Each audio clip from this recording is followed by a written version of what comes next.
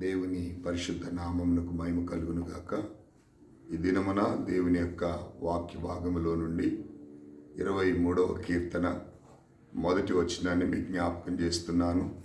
యెహోవా నా కాపరి, నాకు లేమి కలగదు అనేటువంటి మాటను ఆ యొక్క దేవుడు మరి దావీదు కీర్తనలో వ్రాయించిన మాటను జ్ఞాపకం చేస్తున్నాను.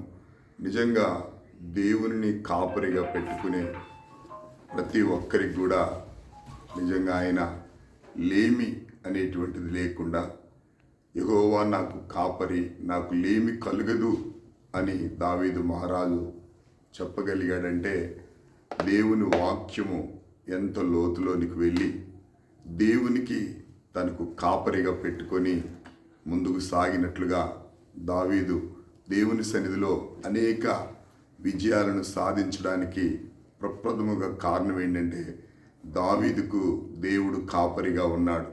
కాబట్టి మన జీవితాలలో కూడా దేవుణ్ణి కాపరిగా కలిగి ఉండే ప్రతి కుటుంబానికి దేవుడు విజయాన్ని ఇస్తాడు.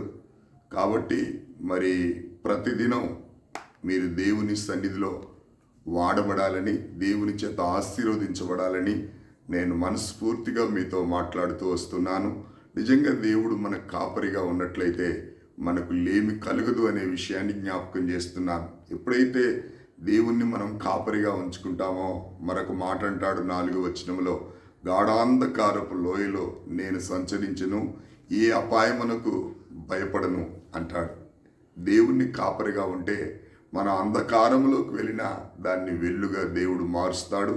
కనుక ఈ యొక్క ఉదయకాలమున ఈ యొక్క మాటను జ్ఞాపకం చేసుకొని దేవుణ్ణి కాపరిగా పెట్టుకొని ముందుకు సాగుదాము. అట్టి కృప దేవుడు మనకు అనుగ్రహించునుగాక. చిన్న ప్రార్థన చేసుకుందాం. మమ్మల్ని మిక్కిలిగా ప్రేమించిన మా ప్రియా పరలోకపు తండ్రి, మా జీవితాల్లో నిన్ను కాపరిగా పెట్టుకొని నీ సన్నిధిలో ప్రభువా మేము నడవడానికి మాకు ప్రధాన కాపరిగా ముందుండి మా సమస్యలన్నిటిలో నుంచి మమ్మల్ని విడిపించి నీ కొరకు జీవించే భాగ్యం మాకు అనుగ్రహించమని యేసు నామములో అడిగి వేడుకొనుచున్నాను తండ్రి. ఆమేన్.